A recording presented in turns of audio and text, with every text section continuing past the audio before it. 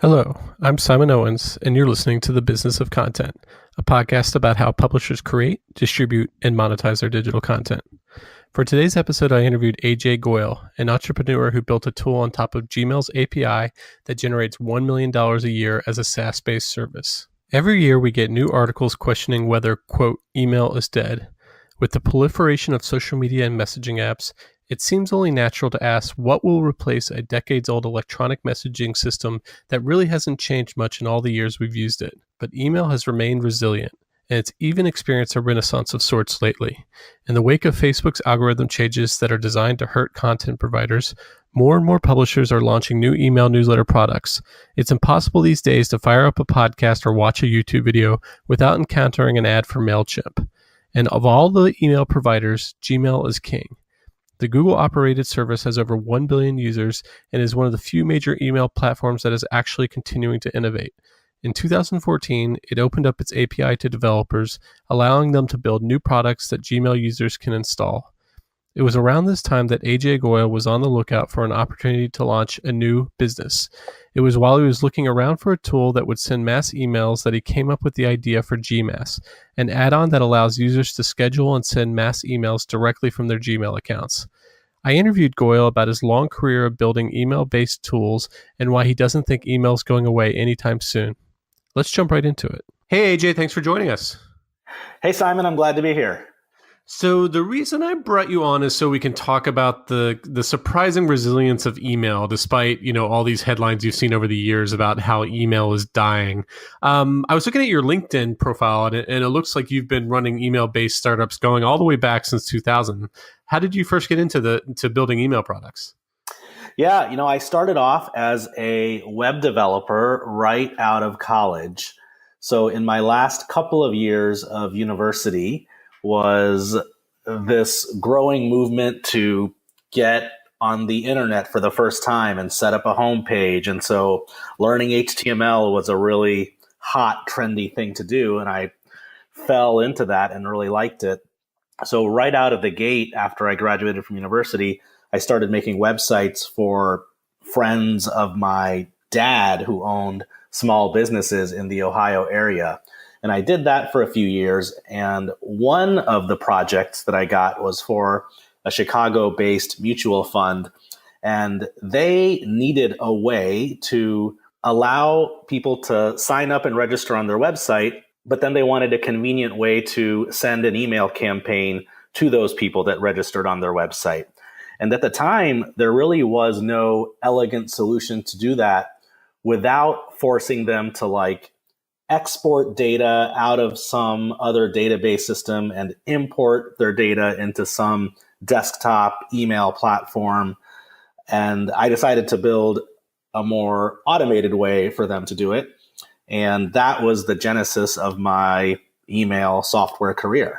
It's amazing how many startups start that way, where you're doing kind of like building custom products, noticing clients want something, and then basically taking that and turn it into an automated, an actual standalone product. I had done a article probably like a year ago about people who created this really innovative way to grow email lists by building quizzes. And then in order to get the results to your quiz, you had to input your email address. And it really just came out of them.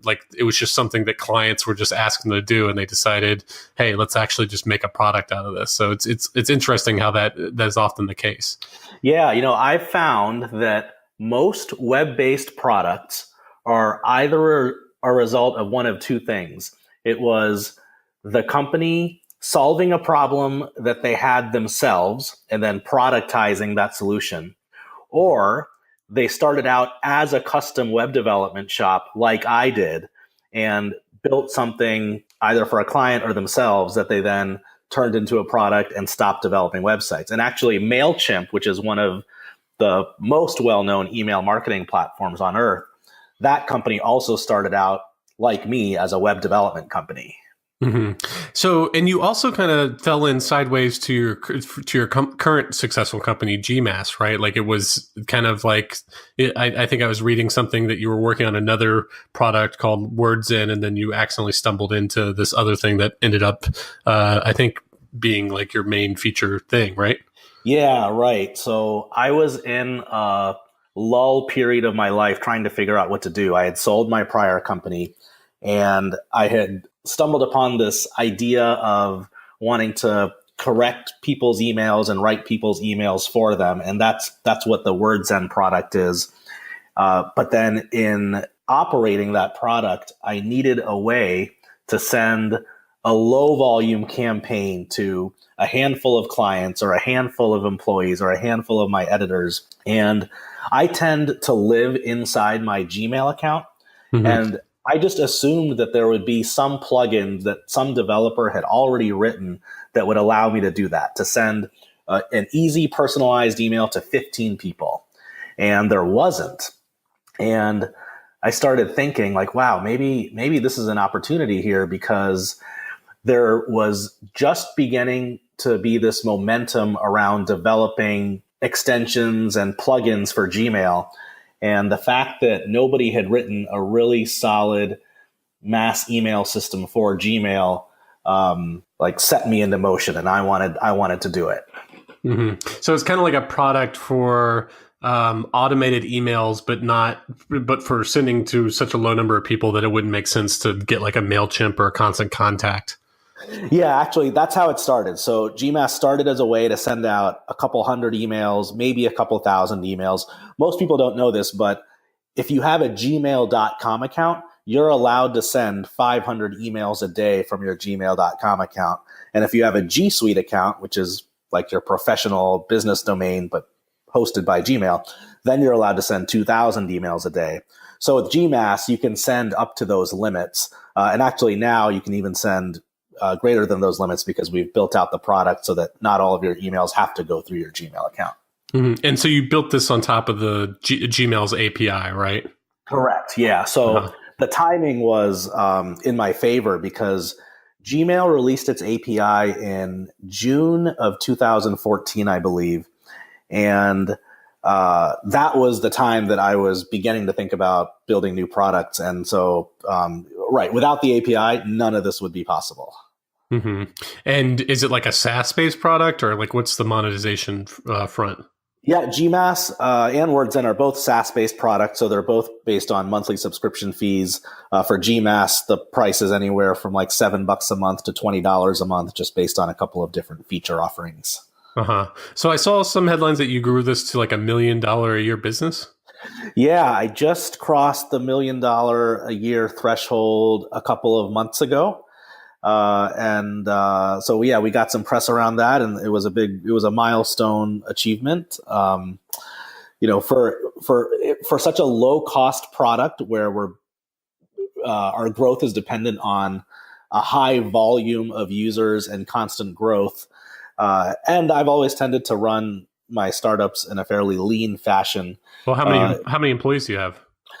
There's only 2 full-time people, myself, and I have a colleague named Maya. And then I have a few part-time contractors that help out here and there. And so the overhead's like really low, I'm guessing. Yeah, the most money I'm spending every month right now is on Facebook ads, and there's probably some more optimization I can do around that. A lot of that is probably wasted money right now. But then, we have an Amazon AWS bill, a little bit of payroll just based on the couple of employees and contractors, and then some development cost. I think where a lot of companies have a high support cost, a lot of software as a service companies and even email marketing platforms have a high support cost. We've managed to keep our support costs really low, because we have this model where we tell our customers that we are relying on them to mainly support themselves, and that we're here for them, like if they can't figure out a problem on their own.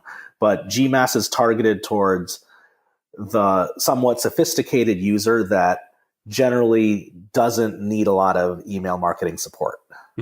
And you, so that's pretty amazing. And so is it mainly through Facebook that you've generated the user base? How did it get such wide adoption? I think our biggest source of signups is the content we've written. So I've written a lot of detailed technical content about how to do various things in Gmail. So, for example, one of our most popular blog posts is how to send a mass email to all of your Gmail contacts. Another popular post is how to break Gmail sending limits. So I've written a ton of Gmail related content that ties in your Gmail account and email marketing concept. And that content ranks fairly well from an SEO perspective. So that's our biggest source of leads. So people land on the article, they read it, but then you have like calls to action to try to, get them to convert into subscribers of your product. Yeah, exactly. So on every blog post, the main call to action is just to install and sign up for GMass. Mm-hmm. So once that's done, then they have a free GMass account, and then they can use it for sending up to 50 emails a day. That's how our free plan works.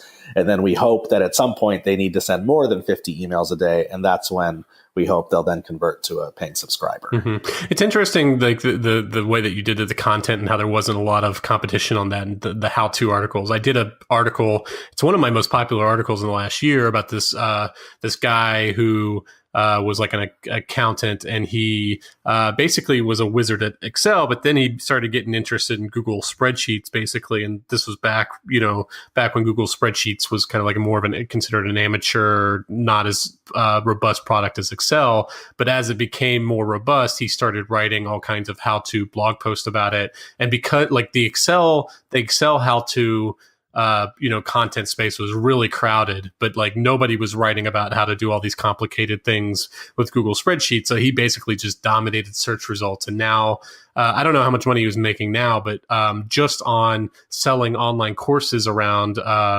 building like Google tables and stuff like that within spreadsheets, he was making $4,000 a month just in the passive income. That's not including like the consulting income for people hiring him to like create custom stuff within Google Sheets. So it's just really interesting how if you start creating content around a product that's relatively new or kind of underutilized, and then it becomes more popular, then you can kind of basically dominate that like content niche within Google search results. Totally. There's tons of opportunity to write niche content that people actually need and seek out, that can drive traffic. Most content on company blogs sucks. And the reason it sucks is because there's this whole world of content that's being written by writers that are hired specifically for SEO purposes. Mm-hmm. So writers that write for SEO purposes tend to write generic content that is stuffed with keywords and phrases that they hope people are searching for. But that's not the content that actually provides value to readers. When you write content with the intent of actually teaching your readers something, that's the content that actually drives leads and conversions, I've found. Yeah. So I didn't write my content with the intent of ranking. I wrote my content with the intent of teaching, and then over time the content ranked well. Yeah. And that stuff, just like the very specific stuff that like coders who write up like and I'm sure this, like very specific answers to technical queries, like they do really well in search results. I had a CRM company as a client, and like their technical posts on how to use, Microsoft Dynamics CRM, like they were just a small company, and yet they were getting like 15,000 unique hits to their website a month just because so many people were Googling solutions to these very technical problems. So it's harder content to create because it requires a very technical skill set, and you can't just hire some freelance writer to do it for you. But it pays off a lot. Exactly. There's the rub. The best content has to be written by the practitioner himself and can't be outsourced. And so what you just described is a great example of that. Mm-hmm. So you built this product on Gmail. Am I wrong in saying they're one of the only email clients that are still trying hard to innovate, like to kind of even transform of what we can expect out of an email platform? I agree wholeheartedly with that. In the business world, there's basically two email platforms that dominate. There's G Suite, which is Google's email product, and then there's Outlook and Exchange, which is Microsoft's offering. And from what I understand, Outlook and Exchange has opened up their platform a little more to developers recently, but they'd have a lot of catching up to do to make their platform as extensible as Gmail's is. So Google has done a couple of innovative things recently to make Gmail a better product. Gmail just went through an entirely fresh user interface redesign. So if you have a Gmail account and you have not been converted over to the new look yet, you probably will in the next few weeks. They're doing it in swaths. Gmail has 1.4 billion users, and I think they're rolling it out slowly over time. A second change or a second offering that Google has made to enhance Gmail is they launched this whole new add-ons platform about 6 months ago, which is a way for developers to write third-party tools that show up on the right side of your Gmail account that can do things and interact with your messages as you're reading them. So it's a way to add more functionality to your Gmail account. Mm-hmm. I was reading recently about AMP. They're bringing AMP to Gmail, and that you could basically launch, almost launch websites within an email or something like that. Kind of. Yeah. So the idea of AMP, and AMP stands for Accelerated Mobile Pages. The idea with AMP is to allow you to do more within an email message that you would, in the past, have to click a link to and then go to another website to interact with. So the idea is to keep the user engaged with the email message and allow them to perform actions within email and keeping the experience within the Gmail app rather than taking you to an outside website. So for an example might be you get a notification that your flight tomorrow is coming up, and here's a link to check in. Mm-hmm. So traditionally, you would click that link, and then that link would take you to the airline's website or maybe Expedia's website, and you'd log in from there and you'd check in. So AMP would allow you to check in right from within the email message. Uh-huh. And if that same email is sent to someone on like Outlook or Hotmail or something, does it just render into a link or something like that? Like how does the email differentiate between if something's a Gmail user or a non-Gmail user? Yeah, so AMP is actually an open standard that any email platform can support. I just think that Gmail is one of the first who will be supporting the AMP standard. Mm-hmm. So certainly Outlook can support it as well. And so as an email marketing designer, I will have to design my email campaign to look good and work in an optimal fashion for both AMP-based clients and non-AMP-based clients. So I would design my campaign so that the links would work just fine if someone was looking at an email in a non-AMP supported email tool. Mm-hmm. So is there like a burgeoning like developer community around Gmail the same way there is, on Android and iOS and all kinds of other platforms? Yeah, totally. So similarly to how Apple launched the App Store for the iPhone when iPhone 1.0 came out, Gmail just launched like an app store for Gmail about 6 months ago. It's called the Gmail add-on store. And right now there's about 30 apps in the add-on store, and I expect that to grow.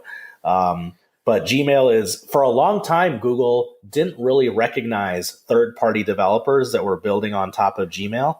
But just recently, they've started to interact with us and communicate with us and let us know what's going on behind the scenes so that we can prepare for changes to Gmail. So it's a growing community. I mean, I'm one of many developers who are building functionality for Gmail right now. So is it just me, or has email really made a comeback in recent years? Like you're seeing fewer email is dying headlines, and both brands and publishers are taking their email campaigns a lot more seriously. Like, why do you think that is? Yeah, so I wouldn't even say that email is making a comeback. I would argue that email was never really on a decline to begin with. It's easy to publish an article about how email is dying because there tends to be like a fatigue or a dislike associated with email because it can take up a lot of time. And so I think a lot of people would like email to die and have it be replaced with something else. But the truth of the matter is that the reason it's around is because it's such an efficient form of communication. Email could be replaced with something else, but you're still going to have to communicate with people as part of your daily living and your job. And so the number of people you communicate with and the substance of your message is going to drive how much time you spend on it. The metrics have always shown an increase in the use of email year to year. And so, a couple of those metrics are you could take a look at, so MailChimp, who is like the behemoth in the email marketing space, every year they publish an annual report. And if you look at their annual reports, every year the volume of email that they send out goes up. You can also take a look at other public data like SendGrid, for example, is one of the biggest companies in the transactional email space. And SendGrid became a public company less than a year ago. So they have a lot of publicly available data too. And their numbers suggest that they send more and more email on behalf of their clients as well. And then just in the general email world, there's all this development to make the email experience better. So all the stuff we just talked about with Gmail and third-party developers, but then there's plugins to help you respond to email in a more efficient manner, or help you store chunks of text that you use frequently in email messages that you can insert into email just by pointing and clicking. So there's so much development and activity going on around it to make it a better experience that there's I haven't seen any data-based indicators that email is dying or being used less. So, I focus on content and media, but like the one thing I've noticed is that like while every publisher had some kind of email newsletter, it was usually just a list of links. Whereas now, like newsletters, a lot of more publications are launching like newsletters that have original content with them that aren't just links that are linking to their content. Like they're doing more ambitious stuff with email, for instance, Vox, they like have like a healthcare newsletter that they send 3 times a week. And it includes like basically an entire exclusive column within the newsletter itself. You're seeing more email-based publications like The Hustle or The Skim launch that don't even have hardly any websites. It's mainly just a newsletter. So it seems like newsletter is like a business model. It has like while email may have never decreased in terms of size, it seems like people are doing more ambitious stuff with email now. Yeah, I would agree with that. I've seen a couple of trends. So as you said, people are linking to the outside world less and putting more content into the email message. So I've found, and I think other people found, that drives a better sense of engagement. Just the idea of having to click a link to like read the rest of an article that you've started in the email message it creates this, in the computer science world, it's called context switching. So you've now left one experience, you've left your email experience to go to a web page, which there's a gap there. There's an obstacle that has to overcome to be able to do that. So to have the entire content within the email message provides just a happier, more seamless experience for the user. And then the other trend I've noticed is that way back in the day when people first started sending email campaigns, they would stuff their email campaigns filled with, as you said, links, but also like big images. And it would look very, very campaignish, very newsletterish. Recently, though, there's been a trend towards making your email campaign look more like just a regular email from a regular person. So more text-based campaigns that are just text broken out into paragraphs with your actual email signature at the bottom, and then maybe an unsubscribe link below that. Well, but people want their emails to look like regular emails. Well, I also wonder if it has to do with like this backlash that's happening against Facebook, in the sense of like brands and publishers have been now frustrated for years, but that like they've been relegated to less and less organic reach. They've been putting all this investment in Facebook, and now it's like getting really hard to basically reach the people who subscribe to them. Whereas with email is still somewhat of an agnostic platform that isn't, completely controlled by a single company, and they're taking things back into their own hands. They're like with email, they feel like they have more control, and that like their subscribers are actually seeing the content they're creating. And so like this is kind of like them realizing the folly of putting so much investment in Facebook and putting it instead in a platform where they can actually reach their consumers. Yeah, I think you hit the nail on the head with a couple of points you touched upon. So I've found, and I think if you talk to any person who advertises a lot on Facebook in order to grow an audience, one of Facebook's biggest problems that was hardly even touched upon with the Cambridge Analytica scandal is that of click fraud. Mm-hmm.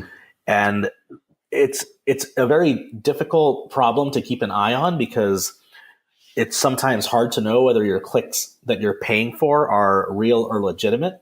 But there definitely is a click fraud problem that greatly reduces the return on investment when you're paying for Facebook ads. And who's doing those? So who's doing those fraudulent? Because like this is, you're kind of touching on a sore spot for me, because like I've put, social money into all kinds of different social advertising, and I've found Facebook to be the least reliable in terms of ROI. Like Twitter and LinkedIn ads have been so much better for me. And it's because like no matter how narrow the parameters I have on Facebook for who I'm targeting, I start my content will start getting like tons of likes on the page, but no click through to the actual content itself.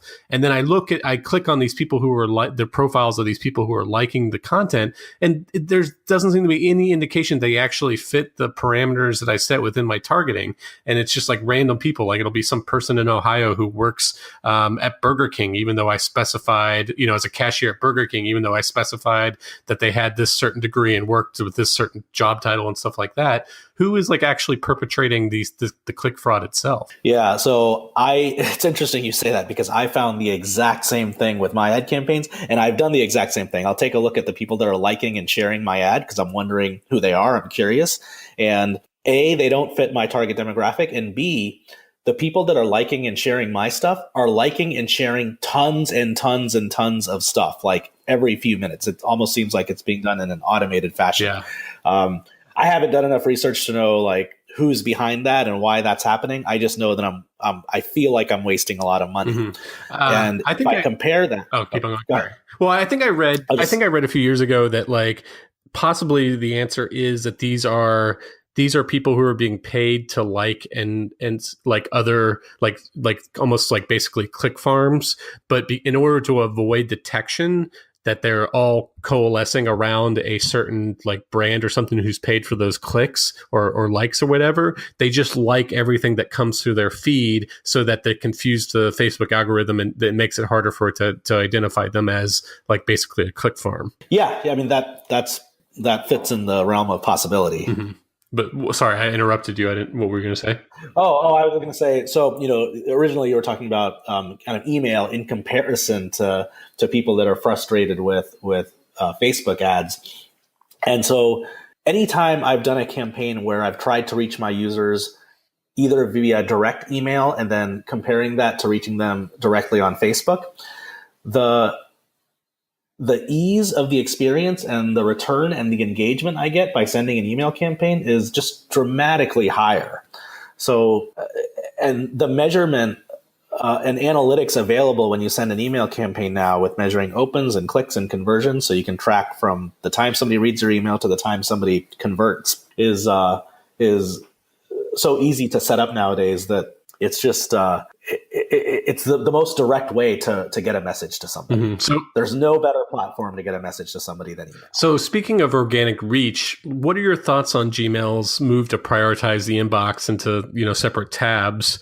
That seemed to upset a lot of email marketers who like suddenly found their newsletters relegated to the promotions tab. Like, do you think there's some nervousness within the community that Gmail's basically trying to become a Facebook, and that they're eventually going to start algorithmically sorting your inbox in a way that where it tries to predict the stuff you're going to actually want to read? I mean, obviously it's always had the priority inbox, which I use, but like, you think it's going to start trying to kind of algorithmically sort your inbox or anything like that, which could drive down these high engagement rates that we're seeing with email? Yeah. I don't think Google would ever make the move where they attempt to algorithmically sort your inbox, just because that would destroy the experience that people are used to, which is seeing their most recent messages at the top and their older messages at the bottom. Mm-hmm. People, I think, are really comfortable with that order, and anything that would change that would be really frustrating. Now, obviously, as people have probably read about in the news, Facebook's algorithm for what shows up on your news feed is constantly evolving, and that is not a sequential news feed. So you can see items that are out of order just based on how well connected you are to that Facebook friend or to that organization. And Facebook optimizes that, based on things that are beneficial to them and beneficial to the user. Mm-hmm. So I don't see Google messing with the order of your messaging. But as you said, they do have features to help you see certain messages in like your priority inbox tab as opposed to your promotions tab. And that's actually been around for a while. And I think at first it was a very daunting and scary scenario for email marketers because they suddenly thought, well, crap, nobody's going to read my campaigns if they end up in the promotions tab. But what the data has shown, and what I've seen just by talking to colleagues in the industry and going to presentations at conferences, is that people actually do scan through their promotions tab and do open up emails in their promotions tab if they are from companies that they do business with regularly. And that's the whole idea behind being successful with email marketing anyways, is to provide content and offers that make your readers want to engage with you. And so the promotions tab is fairly ubiquitous now, where it's almost like a second inbox. And I would venture to say that most regular email users are going through the email in their promotions tab. Mm-hmm. So where people might have feared that it was the death of email marketing because of the inbox and promotions tab split, that's been around for a while. And email marketing has only grown through that whole transition. I've also seen though data that showed that it did drive down open rates. I wonder if it's like this paradigm where if you're the kind of person who opts into email subscriptions, you're more likely to check the promotions tab, so you're not gonna see as much of a dip. But for the lots of companies that just put you on their email list just because you use their product once or something like that don't have a strong opt-in mechanism, they were the ones who were seeing the strong declines because those are the people who probably weren't really checking their promotions tab as much. But I don't know, it's just a theory. Yeah, that's a theory, and that's there was a major law passed in the EU just a month or so ago called GDPR, which and GDPR, which is kind of a big talk in the email marketing community right now, makes it so that if you're doing business in the EU, when it comes to consent and getting someone to sign up for your list, one of the things that GDPR does not allow is to have like a pre-filled checkbox saying, I want to receive your newsletter. So it requires something called active consent. Mm-hmm. So the checkbox has to be blank, and then the user has to check it to actually sign up. Very interesting. Okay, AJ, that's all the time we have for today. Where can people find you? You can email me at aj@wordzen.com. That's AJAY at WORDZEN.com. And my products are wordzen.com and gmass.co. Great. Well, thank you so much for joining us. All right. Thanks, Simon. Okay, that's all we have for you today. Be sure to subscribe to the Business of Content on iTunes or wherever you get your podcast. See you next week.